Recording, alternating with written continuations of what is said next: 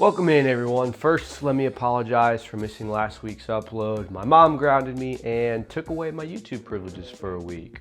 Actually, I've just been battling a sinus infection, but my return appears to have come at the perfect time. You see, based on the recent interviews around the sport of college football and the grasping of straws that we media members have been doing lately for headlines this time of year, there appears to be an alarming trend amongst college football coaches. It seems like every day the momentum around expanding the college football playoff seems to increase, with the latest proposal from the Big Ten vying for a 24-team expansion. Now, there have been some major proponents of expanding the playoff before, and over the years we've seen a lot of arguments for this. But even those people saw 24 teams and thought, damn. And even if you do think there should be expansion, nobody's arguing that the 8-4 Iowa Hawkeyes should have been competing for a national title last season. But while the overall public sentiment is that 24 teams is way too many, SEC head coaches appear to be warming up to the idea and more open to the possibility.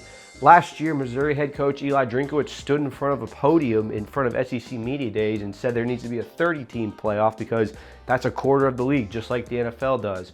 Recently, Tennessee's Josh Heupel also stated that it felt like it makes the most sense because that's eventually where the sport's going to change to.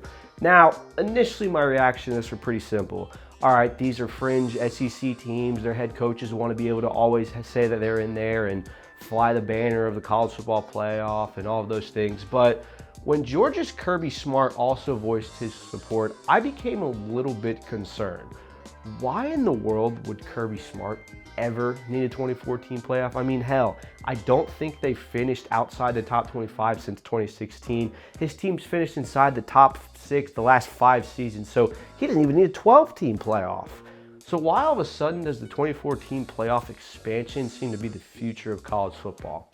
I've done some pretty extensive research on this topic, and I feel like I've found the answer. Spoiler alert, you're gonna hate it. So allow me to peel back the curtain a little bit on how the business side of this sport works. Right now, in the current college football playoff format, each member school that makes the college football playoff will get a $4 million payout to their specific conference. If you make it to the quarterfinals, that payout increases to $6 million, which means that the more teams you have in your conference and the better they play in the college football playoff, the more money you will get. So what are these conferences doing with these millions and millions of dollars that they've acquired at the end of the season? If you're the Big Ten, the SEC, and the Big 12, you split the pot evenly between your member schools. Everyone gets an even share of it. The ACC is a little bit different because it allows the school that earned that specific payout to pocket 100% of it, which honestly explains why Miami was very generous with their NIL deals this season. Now, obviously, the math is simple. The more teams playing in playoff games, the more money your conferences will make come next season. It seems pretty simple enough, right? But the question now becomes, why is there a massive race to acquire all of this wealth and increase all of this revenue? Now, I've watched Michael Douglas's Wall Street, and I understand greed is good, and increasing your bottom line at the end of the day is the name of the game, no matter what business you're in. But we had a 14 playoff just a few years ago, and then we tripled the size of that, and now we're on a crash course to double that in only a few years. What the hell is going on exactly in college football? And I'll tell you, what's happening is your programs have lost faith in the institutions that are guarding it. If there's one thing the last 3 months of lawsuits and tampering complaints and everything else that's gone on in headlines has taught us is that there's no rules in college football. None. The NCAA has lost any of its ability to enforce any form of rules, which means tampering's on the menu, and that supposed salary cap that everyone nods their head and looks at doesn't actually exist. This has created a massive spike in the market for player acquisition, where the cost to retain or sign players is now higher than ever because you can spend whatever you want to get them in the door. I mean, look, I think guys like Damon Wilson, Trinidad Chambliss, Bryce Underwood, and many, many other really good players in the sport are deserving of some money. But the idea that they're going to be making more than some NFL starters this season is lunacy. I actually had the privilege to speak with some NFL GMs during my time at the NFL Combine, and they revealed to me that some players are taking pay cuts when they go to the NFL. Pay cuts to play in the most prestigious football league in the world. And you wonder why all of a sudden there's players suing the NCAA left and right so they can stay in college athletics for one more season. So now college football, more so than ever, has become a league where You have to pay your players to win games, but the money you have to give those players is increasing exponentially each season.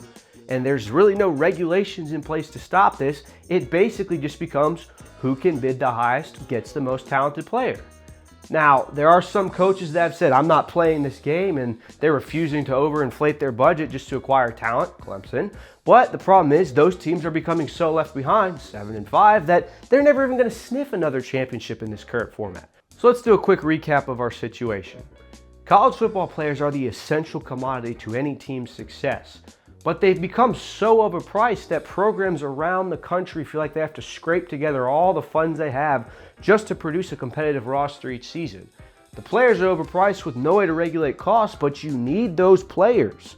Otherwise, you're never going to win championships. So this leaves one, and I mean one option for success. You got to make money. You have to find ways to bring in dollars. It's why you're seeing coaches whore out their programs through collectives. It's why ticket prices seem to be rising every year and are higher than ever before. It's why more and more coaches have started opening their teams up to patches on the jerseys. I mean, good God, look at this thing. You have to generate revenue. And other than that, what's the best way you can generate revenue without upsetting fans too much or sacrificing tradition? Playing football games. I mean, does anyone find it a little bit suspicious that we had a 4-team college football playoff system, and while it had flaws, the powers that be were fine with that for almost a decade. But not even 2 years after NIL became a thing, all the league officials looked around and said, hey, we got to triple the field. And all the idiotic fans, me included, thought this was about making sure we got the right champion of the sport. This has brought me to my final unfortunate realization. The 2014 playoff and expansion in general was never about making sure we crowned the right team champion at the end of the year. It was about making money so that you could afford to pay the players that require you to even have enough talent to have a shot at winning the damn thing. And unless there's some form of regulation that can be set in place and actually enforced as to how much money these college athletes can make and get paid by schools, college football is only going to continue to become a more bloated and soulless version of itself. What 24 teams might turn into 36, and then we might get preseason games and a bunch of other things that go against the very fabric of what this sport is. So yes, be mad at the 24-team playoff, but don't be mad because it's a dumb idea that'll ruin the regular season and give teams an undeserving chance at winning a title. Be mad because it's the result of greedy coaches inflating player prices to the point where they couldn't even afford them. This has been the Kirby Report.